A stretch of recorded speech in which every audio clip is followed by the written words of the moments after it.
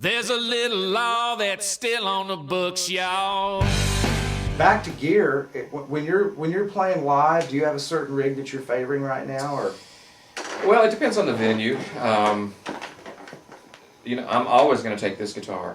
Right. This is, I mean, if I'm going to just take one guitar, it's always going to be this one. And you have more than one of these? I have two of these, yeah. Okay. And it's really the only PRSs I'm playing at the moment. I may take a baritone guitar, which is, I've got my baritone here with me today. This is from my bare bones studio rig. Amp-wise live, I've been using the Bad Cat Panther a lot. If I want to be a little louder, this is my old 50-watt Marshall I've had forever. Use it on all the Ely stuff, a lot of the Mellencamp things. That's a great sound. It's that's a great sound. yeah, it's a really fabulous thing. And if I want to use something smaller, I mean, to be honest with you, if you'll see what I've got here between the pedal board and the amps, the only piece of vintage gear is this particular amp.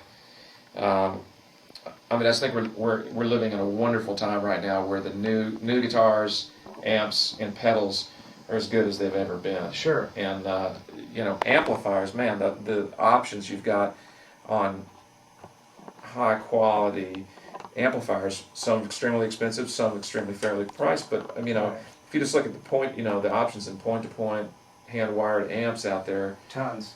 There's tons, and they sound fabulous. I mean, I've fallen in love with this Bad Cat Panther. Found in the studio. This is the only amp I keep in Nashville,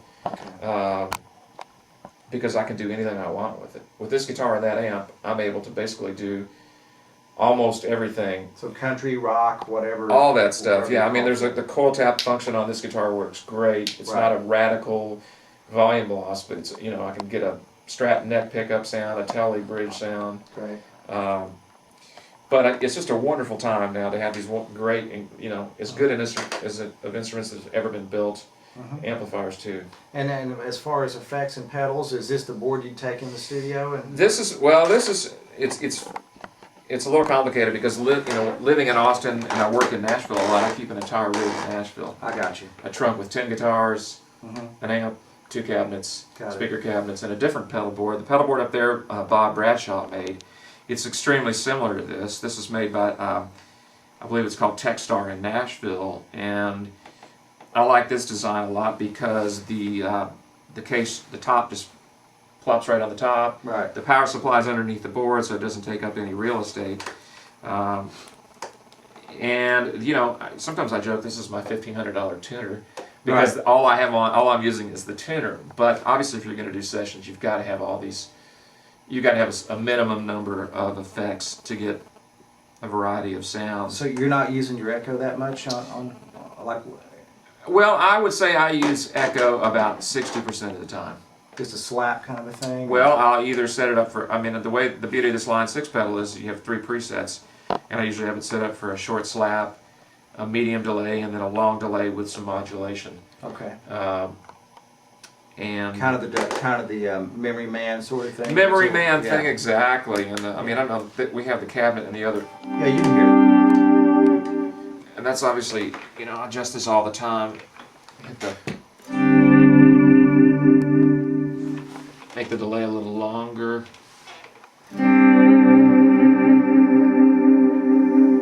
You can hear the modulation on the delay.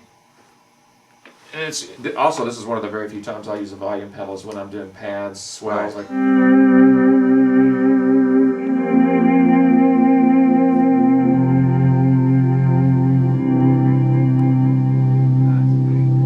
So this pedal itself is great, and it's great live too. I mean, I don't know about you, but every time I try to bend over and adjust a delay, it's like I end up screwing it up or falling over or knocking somebody's beer over or whatever. But so I really like that pedal a lot. Sometimes I'll just take a Boss. But the beauty of having everything on a board like this is, number one, you just plug in and out in AC and then you're ready to go. Sure. It took me a long time to sort of get to this point. I was a big fan of the gym bag and pedals all over the floor. Right. But my life got much simpler when I went to this setup. Well, the other thing I'm noticing is really besides the full tone stuff, you're not really using anything that's like vastly boutique stuff. It's like, it looks pretty much straight up Boss and line 6 sort of things? Yeah, I mean, I do have the 3 full tone pedals here, which I love. They make wonderful pedals, or 4 with a wah. Yeah. You know, it's kind of mind-boggling to keep track of all the new, you know, pedals that come out. Oh, there's tons. It really is. It's hard to keep up. The compressor, I mean, I'll just show you the real quick signal path. It goes compressor, tremolo, wah, over to the distortion, then the volume control, then the choral flange, and then here out. You always want to have your delay. I mean, I always want to have my delay after the volume pedal so your repeats will trail off. Right. So, you know, the compressor I use only for occasionally for those swell types of things. I'll put some compression on it to make it even extend longer. Right. But the other thing I use it for is when I'm playing electric 12-string. Ah, yeah. And I like this particular Boss compressor because it has a tone control, and I actually jack up the level, and then I'll turn the treble up to make it a real bright cutting thing for you know, like the old Roger McGuinn birds kind of sound.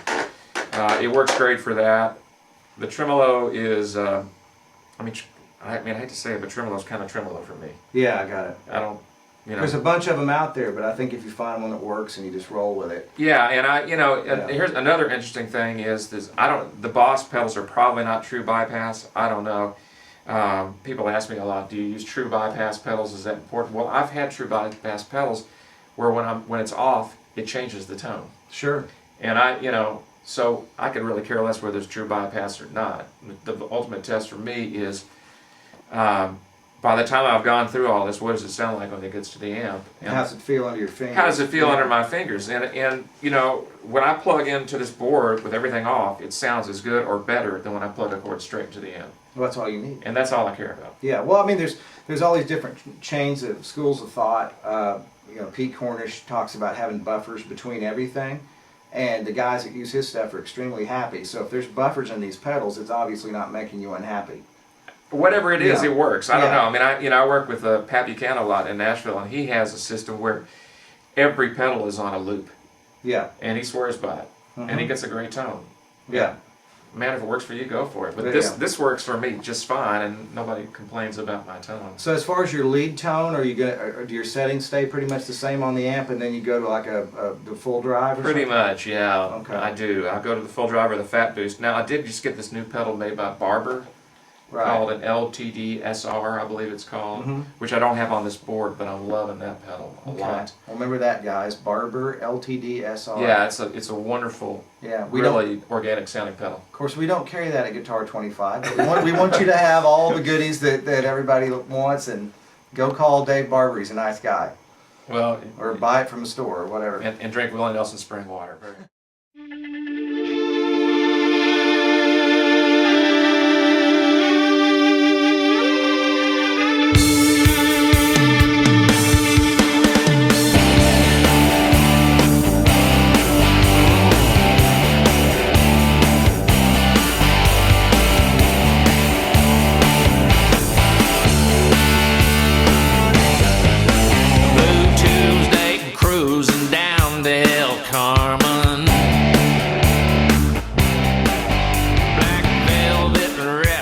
Tequila heaven.